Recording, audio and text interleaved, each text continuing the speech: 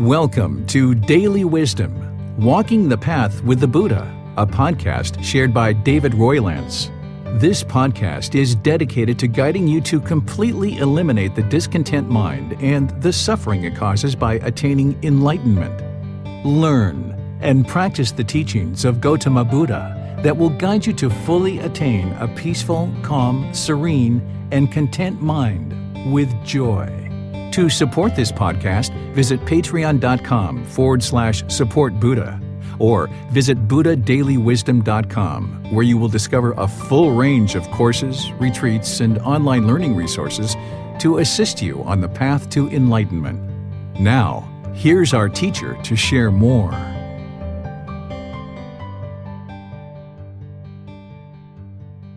Sawadee Ka. Hello and welcome to Daily Wisdom, Walking the Path with the Buddha. Today is our Pali Canon and English study group, and we're in volume 12, which is titled Lowly Arts. We're going to be studying chapters 41 through 50.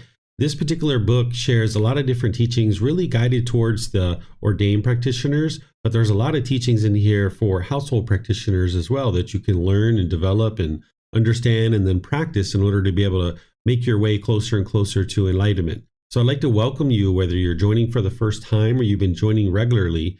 This particular class is more of a study group versus a traditional style of learning where I'll be teaching for maybe 15, 20, 30 minutes and then opening up to questions and teaching some more and opening up to questions. Instead, what we do here is I invite people who are in Zoom to read a chapter if you would like to read one of the chapters.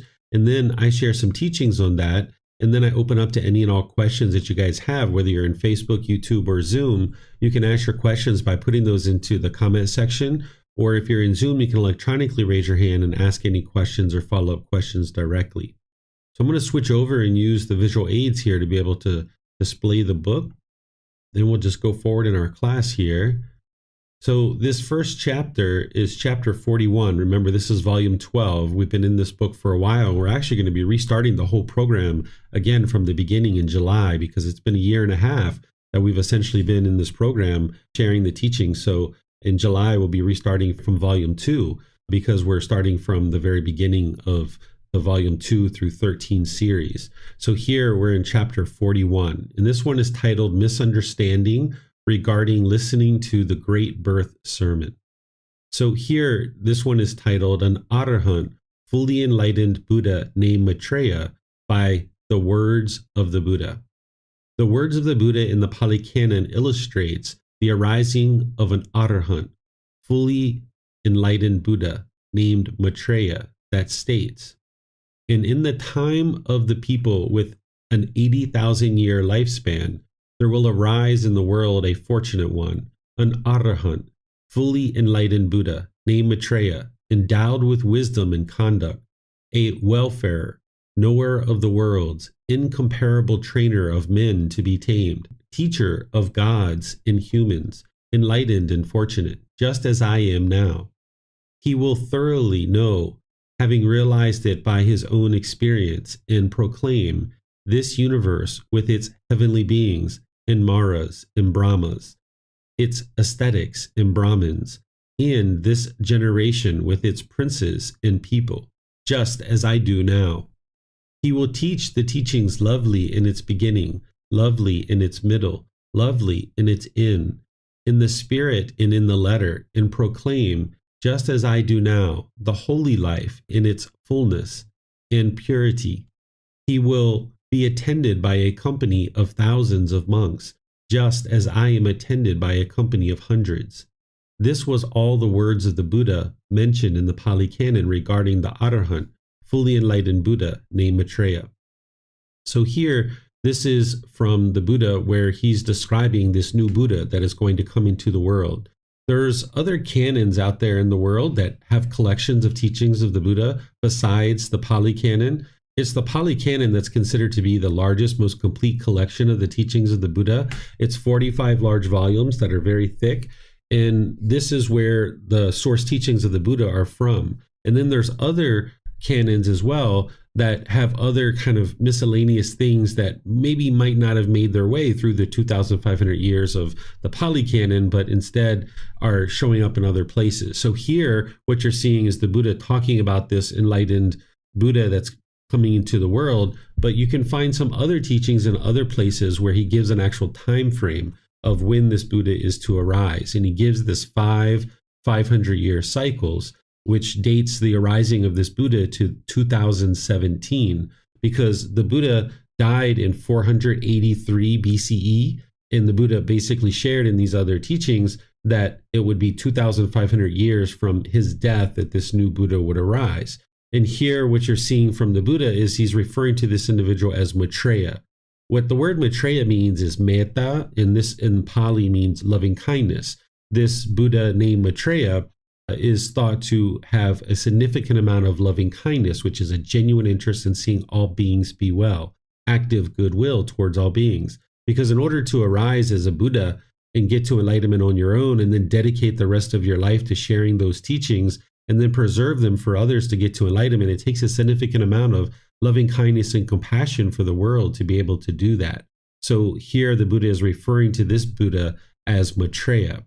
And here you can see the Buddha is talking about a lifespan of 80,000 years. What he's talking about is that as Maitreya arises in the world, starting in 2017, that from that point forward, the world would have another 80,000 years before the end of humanity, essentially.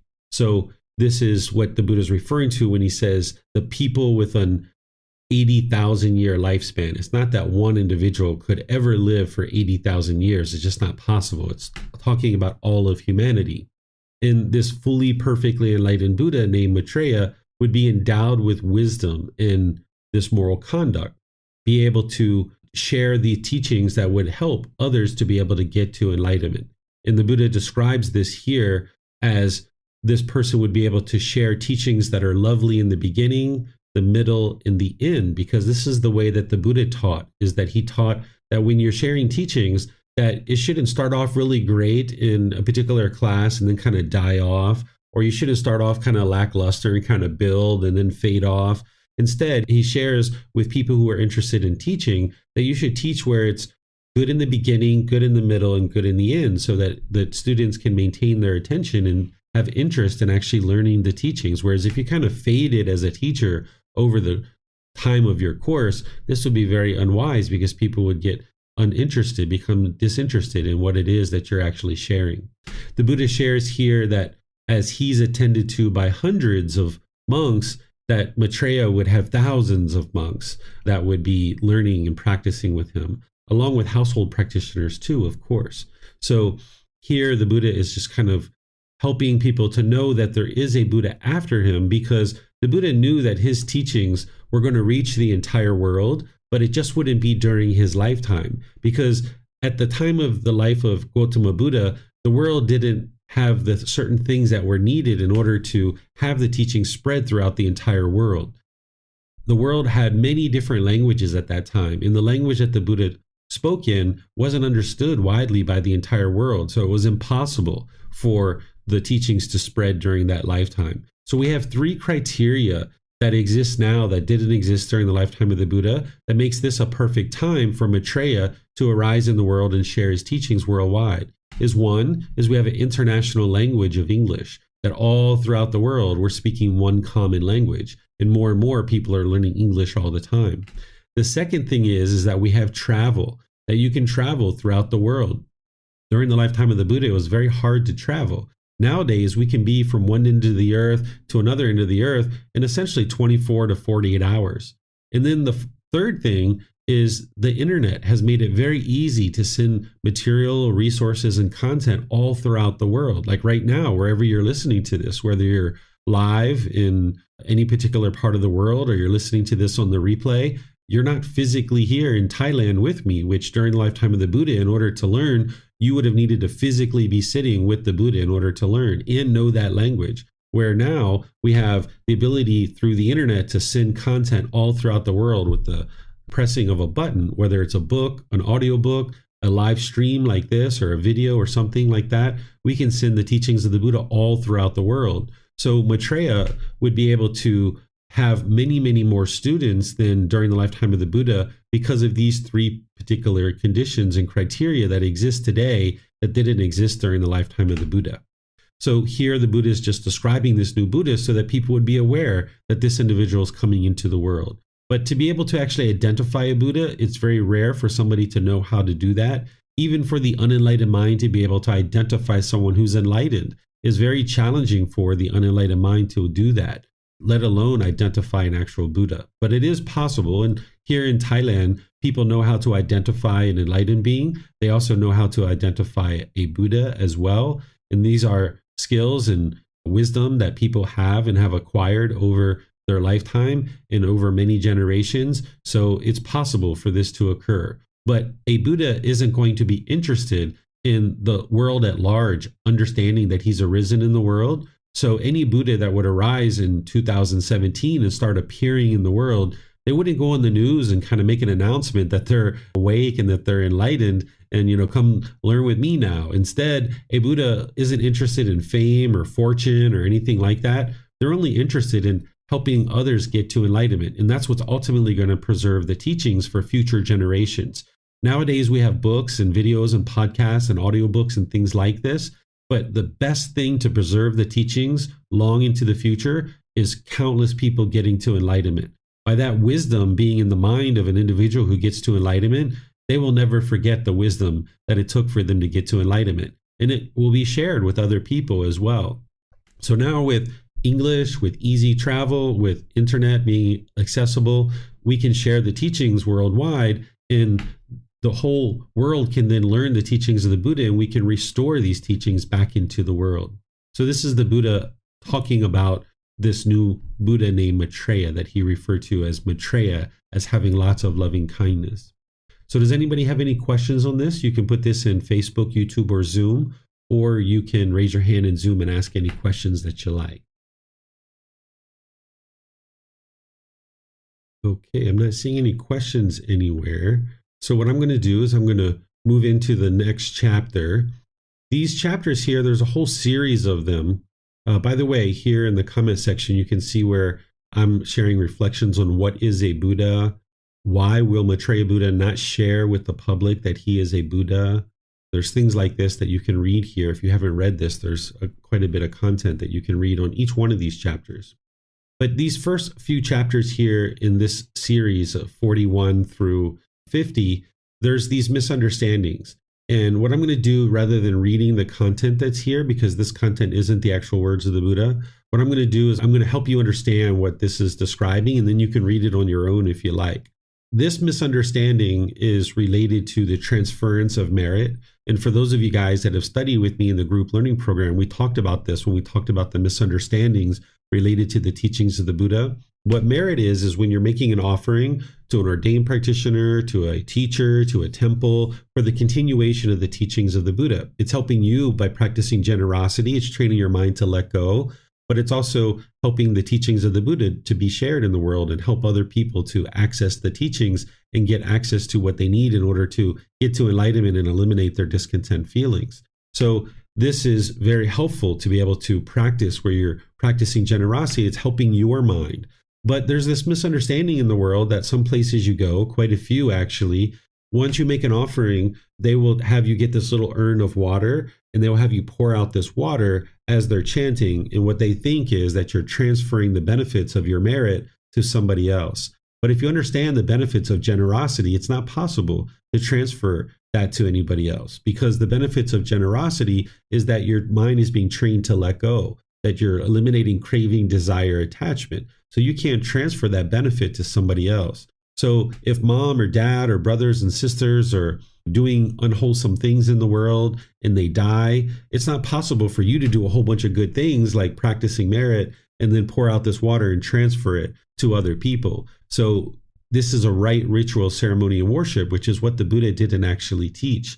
And if you learn the natural law of karma based on the words of the Buddha, he shares with you that beings are the owners, heirs of their karma. Whatever karma they do, wholesome or unwholesome, they are its heirs, meaning that you are producing your own karma. Nobody else can produce karma for you. So here there's this big misunderstanding throughout Buddhist communities where they pour this water and they think that they're transferring this merit to another person.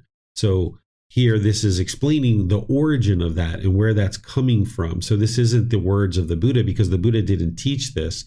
But this particular book, there's authors and there's people who researched this and figured out exactly where this misunderstanding came from. And then as you go through, you can actually see the references of where they discovered this and how this misunderstanding came into being with the population of Buddhist practitioners. Then chapter 43 is a misunderstanding regarding holy water. What this is, by the way, the first one that I just mentioned is called Guatnam, where they pour out this water. In Thai, we call it Guatnam. This one here we call Namun, where there's a bowl, and as the ordained practitioners are chanting, they will light a candle and they will drip water into this bowl. And they think that they've made this water special because they've been chanting and dripping wax into the water, but there's nothing special that's happening there. It's just water. And then what they will do is they'll take kind of the end of what looks like a broom, but it's not, and they'll dip it into the water and they'll sprinkle it on people. And the belief is that it purifies you, right? And that this is some kind of holy water. But you can't go out into the world, do a bunch of unwholesome things, and just have somebody sprinkle some water on you. This ordained practitioner is just like any other person. We're all regular people. This person doesn't have any anointed special power that by chanting and dripping wax into water and sprinkling that on you, that miraculously that you're going to experience some kind of benefit. These are promoting what's referred to as wrong view, that the mind doesn't understand that the real problem is the lack of wisdom in your own mind, and that making unwise decisions in the world is producing unwholesome results. And the solution is to cultivate wisdom so that then you can go out into the world and train your mind and make wise decisions that lead to wholesome results. So the Buddha describes very clearly in his teachings in this book, you can see the chapters where he talks about how he doesn't practice the sprinkling of this holy water, consecration or blessing of any kind of land or anything like this. But nowadays, 2,500 years later, we have countless people who are misunderstanding his teachings, and they're doing these kinds of things, and they're being led off the path to enlightenment. They're being misled. And this is unfortunate because those people could otherwise be learning with the original words of the Buddha, and then they'll be able to see what the true teachings are and then be able to make real progress on the path. But as long as they're showing up to places where they are just getting sprinkled with holy water, they're not really understanding the true problem in the mind, which is this lack of wisdom and needing to cultivate wisdom in the mind. So this is explaining where that's coming from and giving you the resources to understand where the references are from. Then there's a misunderstanding here regarding chanting or reciting of the teachings. During the lifetime of the Buddha, they chanted in order to commit the teachings to memory, that he would speak in an oral tradition, and then every 2 weeks they would chant and commit the teachings to memory. Where nowadays we have books and audiobooks and videos and podcasts and things like this to commit them down in a place that can be preserved. But during the lifetime of the Buddha, he didn't have that available to him. The technology that existed in order to write things down, it was in China, but it hadn't made its way to the region of the world where the Buddha was. So the language that he spoke, it wasn't even a language that had a script, because they didn't have a reason for a script, because they didn't have any way to write things down. So everything they did was oral. So they chanted as a way to commit the teachings to memory. So nowadays, people 2,500 years later, they're thinking that these chants have some kind of mystical or magical benefit.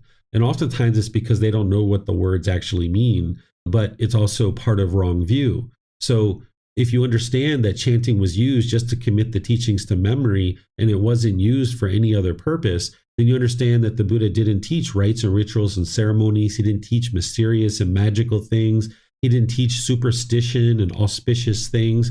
He taught to learn, reflect, independently verify, and practice.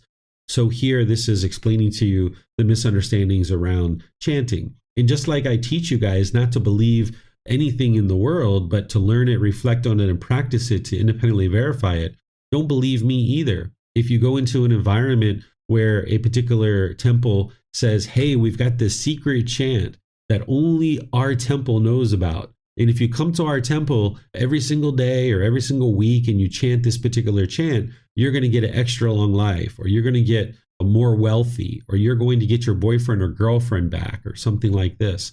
If this was true, you'd be able to see the evidence of that. That's how you independently verify something. So if somebody says, hey, chant this extra long, extra special chant that it's a secret chant that only our temple knows, you can get an extra long life.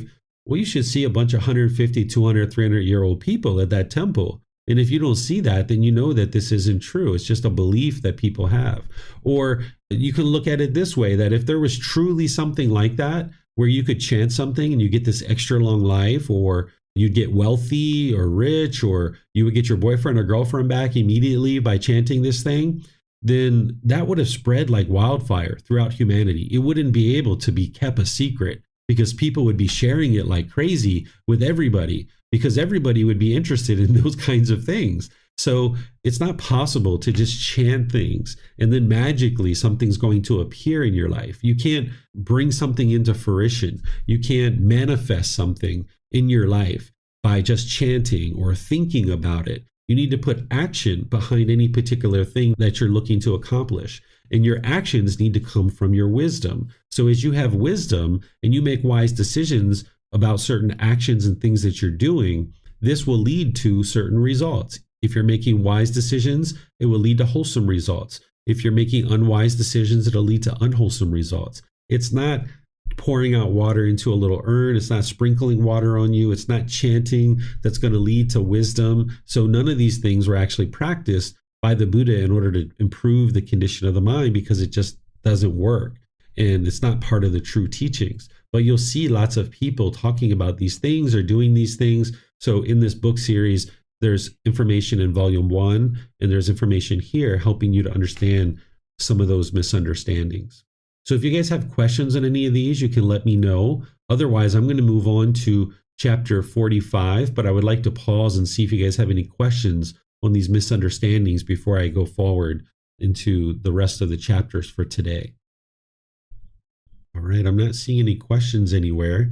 So I'm going to move into chapter 45 here. This one's titled, Reside with the Teachings as Your Refuge. These are the words of the Buddha. But have I not already declared, Ananda, that we must be parted, separated, and severed from all who are dear and agreeable to us? How, Ananda, is it to be obtained here? May what is born come to be conditioned in subject to disintegration, not disintegrate. That is impossible. Therefore, Ananda, reside with yourselves as your own island, with yourselves as your own refuge, with no other refuge. Reside with the teachings as your island, with the teachings as your refuge, with no other refuge. And how, Ananda, does a monk reside with himself as his own island, with himself as his own refuge, with no other refuge, with the teachings as his island, with the teachings as his refuge, with no other refuge? Here, Ananda, a monk resides reflecting on the body as body. He resides reflecting on feelings as feelings. He resides reflecting on mind as mind. He resides reflecting on mental objects as mental objects, dedicated, clearly aware, clearly comprehending, mindful, having removed craving and displeasure in regard to the world. Those monks, Ananda, either now or after I am gone, who reside with themselves as their own island, with themselves as their own refuge, with no other refuge, who reside with the teachings as their island, with the teachings as their refuge, with no other refuge. It is these monks, Ananda, who will be for me greatest of those dedicated to the training. Okay, so let me give you some context of where this discourse is coming from and what was going on in the life of the Buddha, why he was giving this discourse. The Buddha was so enlightened and so awake that he knew that he was going to die before he actually died. He knew 3 months ahead of time that he was going to die. So he gave a heads up to his students that he was going to die in 3 months. And this is really wise for a Buddha to do, because if you can imagine the countless people that were around the Buddha by the time he was dying and he was going to die, that he would have just had countless students that were learning with him. And some of those students weren't enlightened, right? There were certain students who were enlightened and certain students who weren't. And the students who weren't enlightened would be the ones that were around him the most, probably. And those individuals could easily get attached to their teacher. And if you're attached to your teacher, you're not going to be able to get to enlightenment. So when the Buddha kind of declared to his students that, hey, I'm going to be dying in 3 months, this particular student, Ananda, spoke up and begged and pleaded with the Buddha not to die because he was attached to the Buddha. Ananda was a student of the Buddha from pretty much the very beginning of his teaching career at the age of 35, all the way through until he was 80 when he died, which was 45 years. So Ananda was kind of right there by his side. It's reported that Ananda was probably his brother-in-law or a cousin. He was a member of the royal family, and he joined the Buddha. And Ananda actually got to enlightenment after the death of the Buddha, because sometimes it requires the death of a loved one in order to eliminate your attachment to him. Not always. There's ways to eliminate attachment to somebody without them actually dying. But in this case, Ananda's attachment to the Buddha was holding on and still there all those years. And it wasn't until after the Buddha died that he actually got to enlightenment. So he never got to enlightenment during the lifetime of the Buddha. But having gotten to enlightenment and been with the Buddha for so long, he had this deep memory of the teachings, so that when it was time to write down the teachings shortly after the death of the Buddha, it was Ananda that was credited for having remembered them the closest. And that's why we see Ananda's name in a lot of the discourses, because out of the 500 enlightened beings that came together after the death of the Buddha, it was Ananda who was giving most of the content for what would be documented as being the teachings of the Buddha. Once you get to enlightenment, you're not going to ever unlearn the teachings that it took for you to get there. You will always remember those teachings that it took for you to get to enlightenment. So not only were these 500 beings enlightened, not only did they have a deep memory, but because they were enlightened and had a deep memory, they would have had deep wisdom about the teachings, and they're not interested in changing them. So what they wrote down and what they documented is what the Buddha actually taught. But here, Ananda was begging and pleading with the Buddha to not die. And that's why the Buddha says, "But have I not already declared, Ananda, that we must be parted, separated, and severed from all who are dear and agreeable to us? How, Ananda, is it to be obtained here? May what is born come to be conditioned and subject to disintegration, not disintegrate. That is impossible." So what he's saying is, how can it be that I am not impermanent? I've already declared to you, Ananda, that all these conditioned objects are impermanent. Whatever's born, it's going to die. Whatever arises is going to change and fade away. Every single one of us are going to die. So even though Ananda had studied with the Buddha for all this time, of course, he understood a lot of the teachings, and he probably understood impermanence too, but he just wasn't applying it in this situation with the Buddha. It had slipped his mind. He was attached to the Buddha. So then the Buddha gives Ananda some guidance because he's grieving a little bit that the Buddha is going to die. He says, therefore, Ananda, reside with yourselves as your own island, with yourselves as your own refuge, with no other refuge. Reside with the teachings as your island, with the teachings as your refuge, with no other refuge. What he's saying here is, hey, you are your own independent practitioner. You're on your own independent journey to enlightenment. The teachings are going to be what protects your mind. The wisdom that you will cultivate regarding the teachings, that's what's going to protect you, because a refuge is protection. And he's saying, okay, dwell or reside with yourself as your own island. You are your own practitioner, and as your own refuge, as your own protection. Don't be dependent and attached to other people to save you from things, but instead use your wisdom to make wise decisions. That's what's going to truly protect you. There's some other teachings that the Buddha shares where he talks about when people are really scared in a particular town and fearful, they might retreat to the mountains. Like today, maybe if something happened in a city, like maybe there was a terrorist attack, people would run and scurry and hurry away to the mountains perhaps, and they would try to get out of the city, right? Well, what the Buddha taught in this other teaching is like, that isn't going to save you. That isn't going to protect you. That running to the mountain, running to tree shrines, like maybe today we might run to a cabin in the mountains. That's not going to protect you because you're taking your mind with you. And your mind is going to have thoughts that invade you. So the way that you protect yourself, or even though there is no self, the way you protect this being in this mind is you learn and practice the teachings. That's the real thing that's going to protect you, because by cultivating wisdom, you can make wise decisions. And that's what the Buddha is describing here. And then he says, okay, well, how do you reside with yourself as your own island, in the teachings as your own island, with yourself in the teachings as your refuge and your protection? He says, practice the 4 foundations of mindfulness. That's what he's describing here. For those of you guys that have studied the 4 foundations of mindfulness with me, you know about the bodily sensations, the feelings, the condition of the mind, and the mental objects.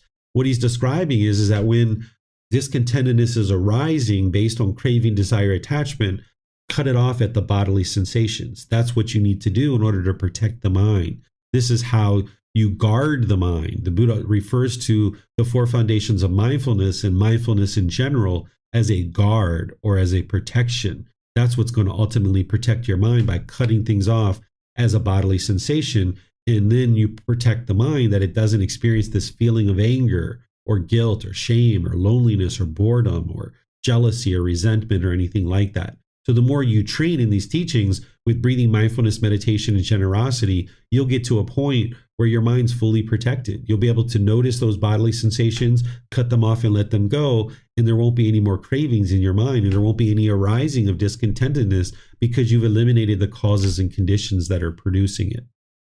So then finally the Buddha sums this up where he says, okay, once I've died, anybody who's dedicated to the teachings and actually practices them, they are the greatest ones for me, because the interest of a Buddha is to preserve the teachings for future generations to be able to get to enlightenment.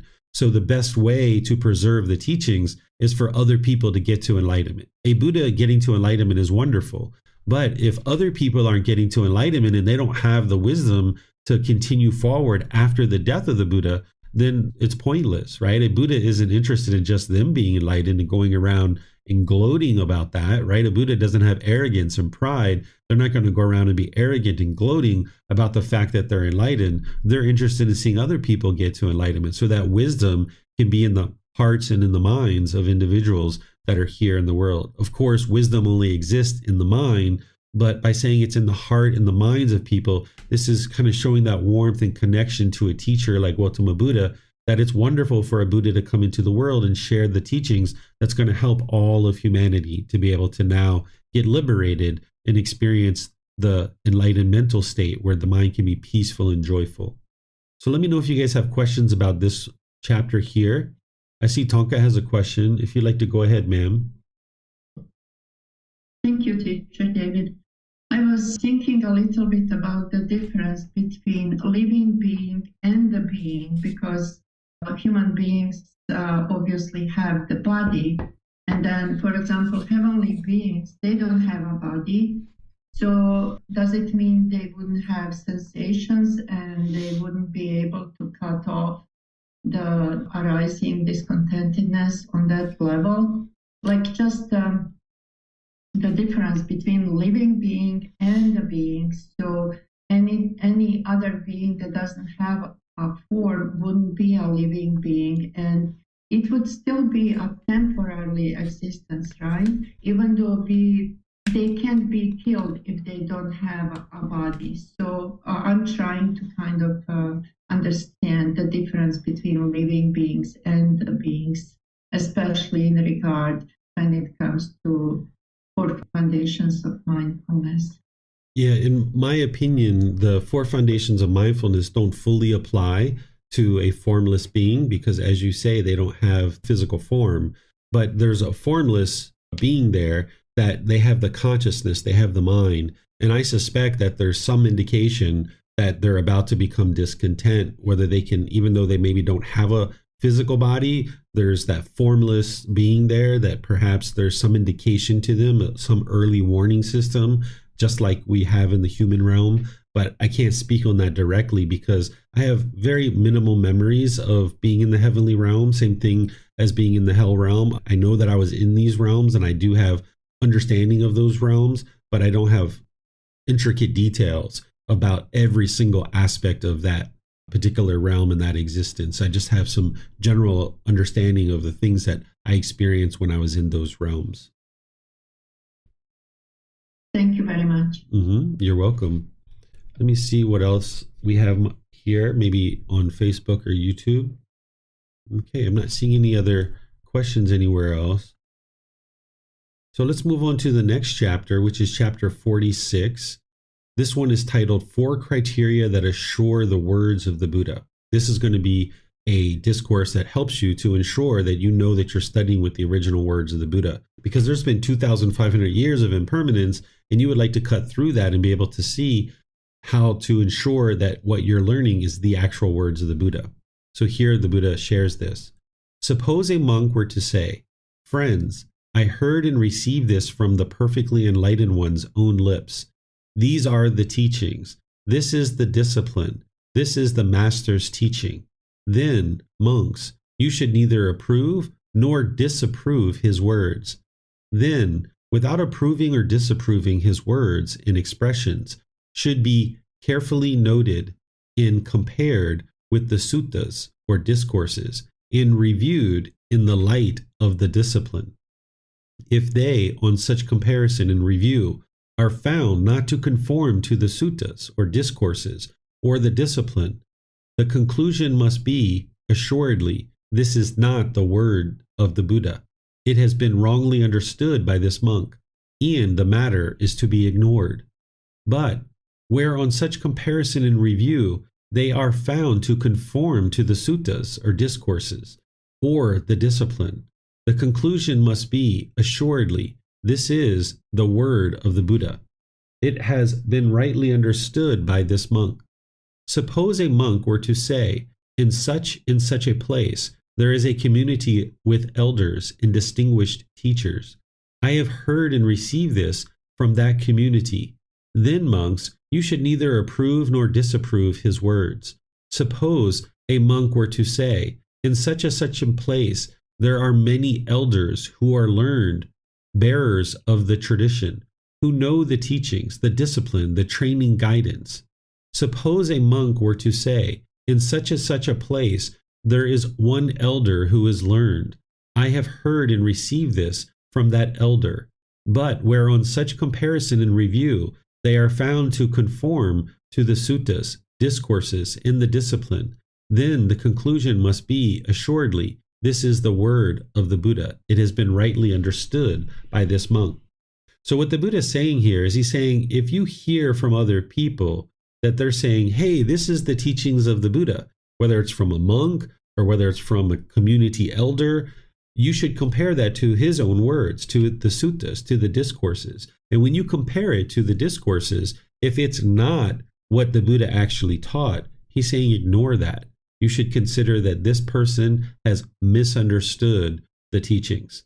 But when you compare that teaching to the original words of the Buddha and it matches, then you should understand that, okay, this person has understood the teachings. So this is why I base everything that I share in the words of the Buddha. And then I give you the reference so that you can go back and actually see where this comes from so that you can have confidence that what you're learning is the original words of the Buddha. But then I teach you not to believe these words, that you instead learn, reflect, independently verify, and practice. And there you can see the truth for yourself of what the actual natural laws of existence are. And then as you're applying them to your life, you can see the mind becoming more peaceful and more joyful as the qualities of enlightenment are starting to shine through. So the Buddha is teaching you how to cut through all this impermanence that has happened since his lifetime, because he knew there was going to be impermanence from the time that he died. In that point forward, he talks about these 500-year cycles that the world would go through. He talked about the first 500 years would be when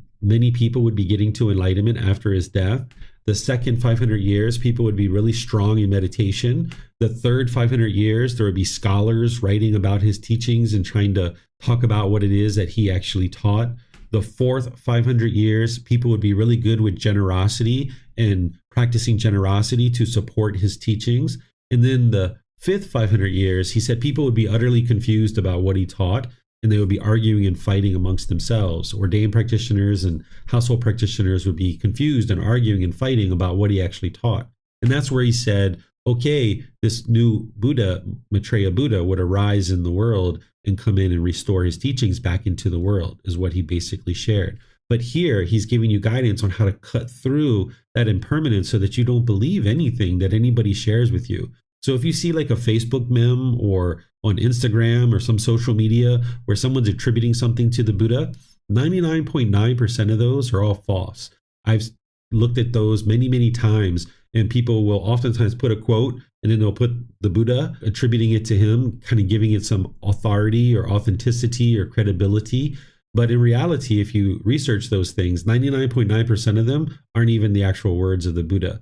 if you study with the original words of the Buddha and you see how he talks and his personality and the way that he describes things, when you see people attributing certain words to him, you'll know that the Buddha doesn't even speak that way. You'll know yourself that they're not the original words of the Buddha, but you can actually research some of these and you can see for yourself. So here the Buddha is helping students because he knew that impermanence was going to happen and you were going to need some guidance on how to figure out whether people are actually sharing his original teachings or not. And then even if you compare it and you see that, yes, this person shared this, and I'm comparing it to the discourses and it's the same, still in that situation, you don't believe it. You learn it, you reflect on it, and you practice it. And that's what's going to lead to wisdom and awakening of your mind.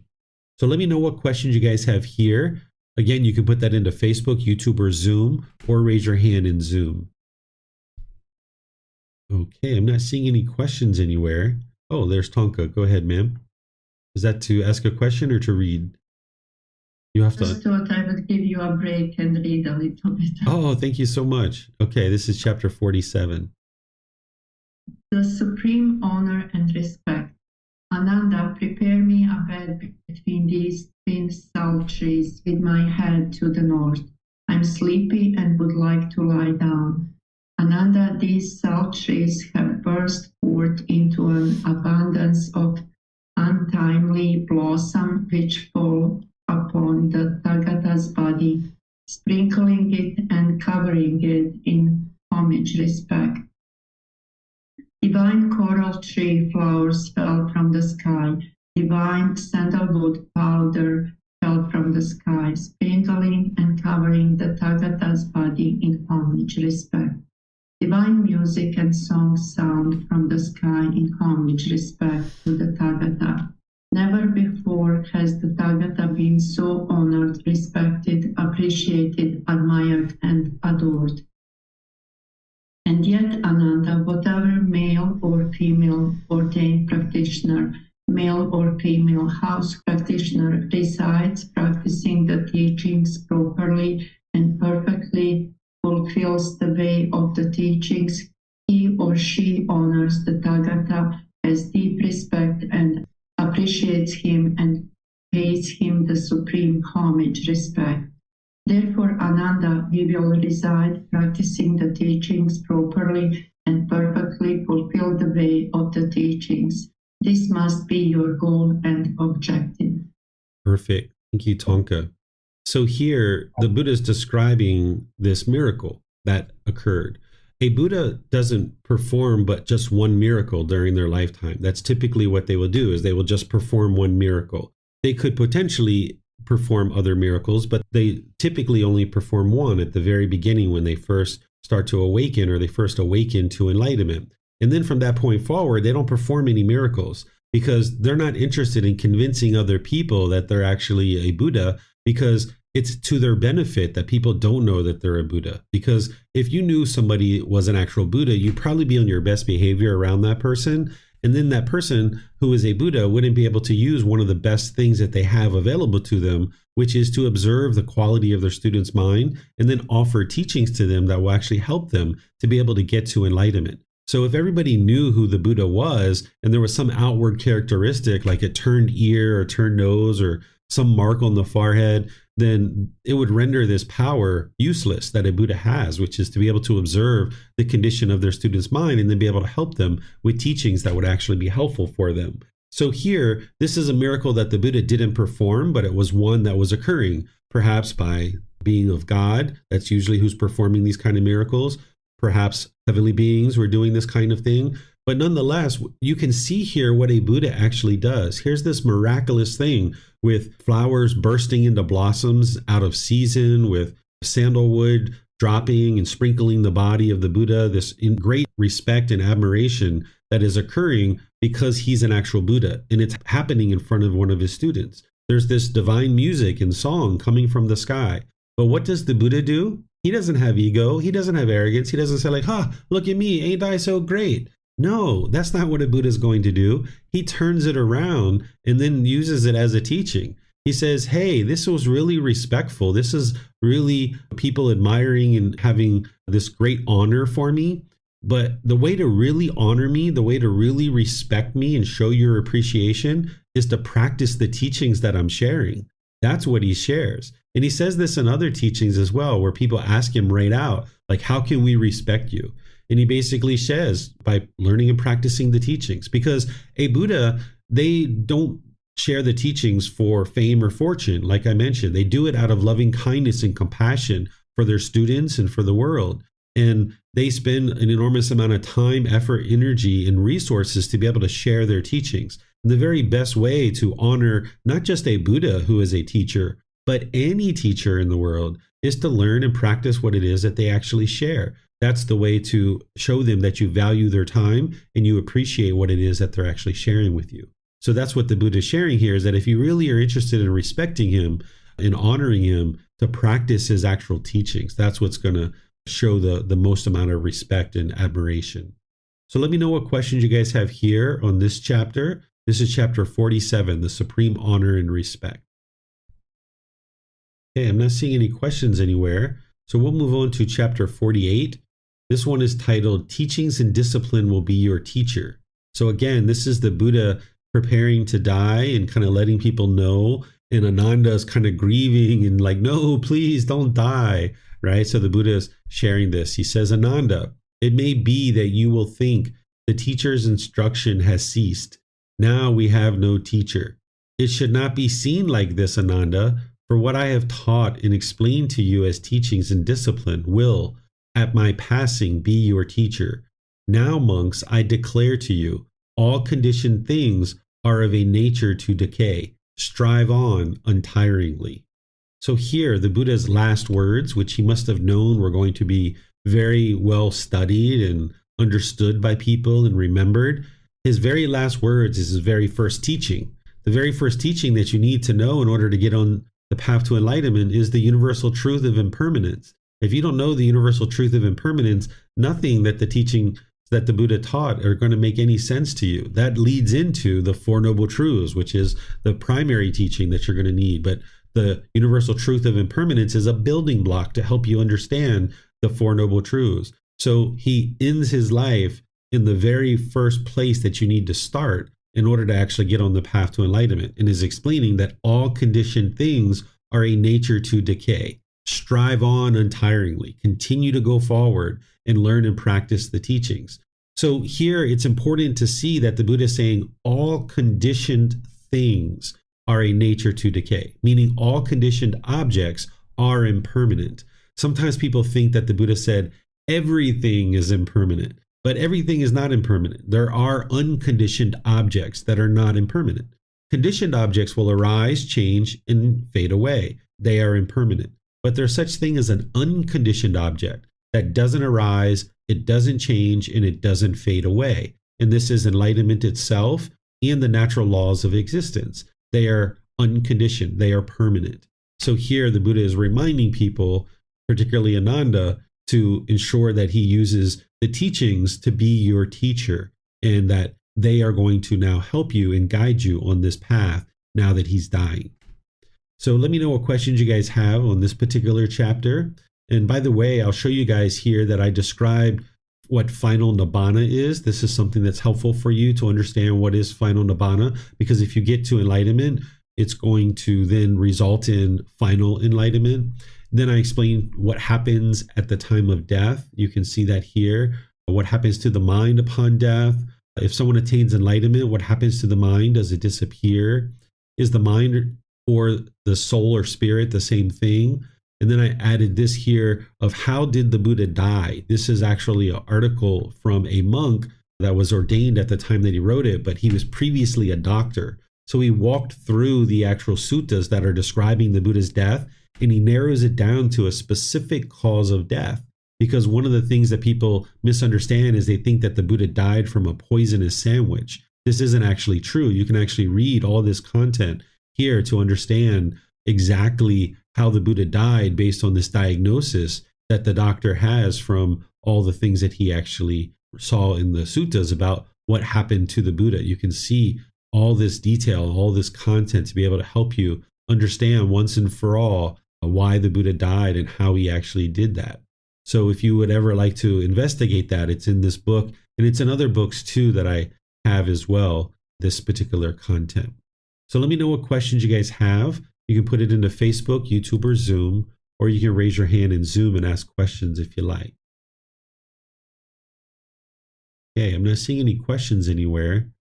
So we'll move on to the next chapter. Oh, Tonka, you're going to read? Yeah? Okay. Yes. All right, let's get down here to the next chapter. Okay, this is chapter 49. Let me see what this one is first, Tonka. Yeah, we could read this one. Let me see. How long is it? You know what? This one is all about ordained practitioners and how to interact with them. And it talks about like what the ordained practitioners should do when they go to a house and things like that. I'm not sure that we need to read this one. I think you guys can read this on your own. Let's go to chapter 50 and have you read that one, Tonka. Let's see. This one's also for the monks as well. Let's see. Second discourse. We didn't get to these today at the temple. What makes a monk? This one is actually really helpful. Read this one, Tonka, if you like. This one is a really good story and illustrates important teaching. What makes a monk? Monks, because a donkey was following right behind a herd of cattle, thinking, I'm a cow too, I'm a cow too. But his appearance would not be like that of the cow. His piney would not be like that of the cow, and his footprint would not be like that of the cow. Yet he follows right behind a herd of cattle, thinking, I'm a cow too, I'm a cow too. So too, a monk might be following right behind the community of monks, thinking, I'm a monk too, I'm a monk too. But his enthusiasm to undertake the training in the higher virtues, behavior, moral conduct is not like that of the other monks. His enthusiasm to undertake the training in the higher mind, mental discipline, is not like that of the other monks. His enthusiasm to undertake the training in the higher wisdom is not like that of the other monks. Yet he follows right behind the community of monks, thinking, I am a monk too, I am a monk too. Therefore, monks, you should train yourself thus. We will have a determination, interest to undertake the training in the higher virtues, behavior, moral conduct. We will have a determined interest to undertake the training in the higher mind, mental discipline. We will have a determined interest to undertake the training in the higher wisdom. It is in this way that you should train yourself. Okay, thank you, Tonka. So here, this discourse is the Buddha describing like, okay, he's walking as a cow and leaving his footprints into the soft earth. And then there's this donkey behind him putting his footprints into his hooves into those same footprints as the cow. And the donkey's thinking, I'm a cow, I'm a cow, I'm a cow, I'm a cow. Is that what makes this being a cow? Well, of course not. Just because the donkey thinks he's a cow doesn't make him a cow, right? So the Buddha is saying what makes you a monk, what makes you an ordained practitioner is that you study the moral conduct, that you study and practice the mental discipline, that you study and practice the higher wisdom. This is the Eightfold Path, the wisdom, moral conduct, and mental discipline of the Eightfold Path. So the Buddha is describing to you that not everyone who wears an orange robe and shaves their hair is a monk. It's based on their actions and what they choose to do. Everyone who wears white clothes and shaves their head isn't necessarily a teacher of the teachings of the Buddha or isn't necessarily practicing the teachings closely. You would like to ensure that if you're looking to people for guidance, that people are actually practicing the teachings, because that's what's going to help you to cultivate the wisdom that you need on the path to enlightenment. So during the lifetime of a Buddha, you can imagine countless people were learning and practicing and were ordained. And nowadays, even here in Thailand, we have about 200 to 300,000 ordained practitioners. But it's not uncommon to see ordained practitioners smoking or hitting animals or kicking animals or doing other unwise things. It's not that uncommon to occasionally see those kinds of things. And when you see those things, you can just understand that this person may be shaving their head, they may be wearing an orange robe, but they're not an actual monk because they're not practicing the teachings closely in the way that the Buddha actually taught.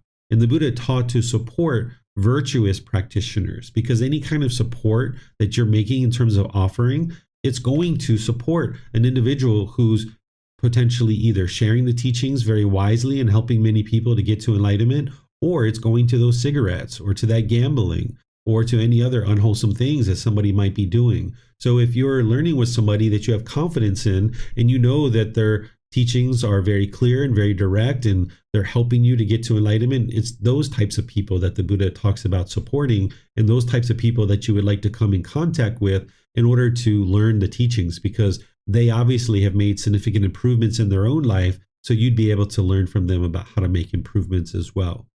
So let me know if you guys have any questions on this one. We'll just kind of leave it here for the day, because if you guys would like to read any of these other chapters, you can go read them yourself in volume 12. This is chapters 41 through 50. Okay, I'm not seeing any questions anywhere. So what I'm going to do is just end by thanking all of you guys for joining and reminding you guys that next week we're going to be in chapters 51 through, I think this book ends at chapter 64, if I remember correctly. We're going through the next 10 chapters, but if it kind of spills over 3 or 4 chapters, we're going to go all the way through those. I think it ends at chapter 64. So we might actually be finishing up this book next week. So you can take a look and see if you'd like to read before class and or after class. And then tomorrow in our group learning program, I'm going to be sharing chapter 3 in volume 1, which is titled Enlightenment. What is enlightenment? This is where I'm going to teach you all about enlightenment itself and the 4 stages. And then this Monday, I'm going to be starting a Foundation in the Path to Enlightenment course, which is a 5-day course from 9 a.m. to 3 p.m. And you can learn the foundational teachings to be able to help you firmly get onto the path to enlightenment. And then, of course, on Wednesday, we're going to be in part 4 of our 4-part series of loving kindness meditation. So thank you all for learning, and thank you for your dedication and diligence to develop your life practice. As you need help, feel free to reach out. I'm always here to help you. Perhaps we'll see you guys in one of these future classes. Have a very lovely and wonderful rest of your day. Sawadee Kap. Thank you for listening to this podcast. To provide support for this podcast, visit patreon.com/support Buddha. To access more teachings, visit buddhadailywisdom.com. There, you will discover a full range of courses, retreats, and online resources to assist you on the path to enlightenment. Remember to establish a daily, consistent meditation practice, along with learning and practicing these teachings. A well-developed meditation practice is the foundation in which to train the mind to attain enlightenment.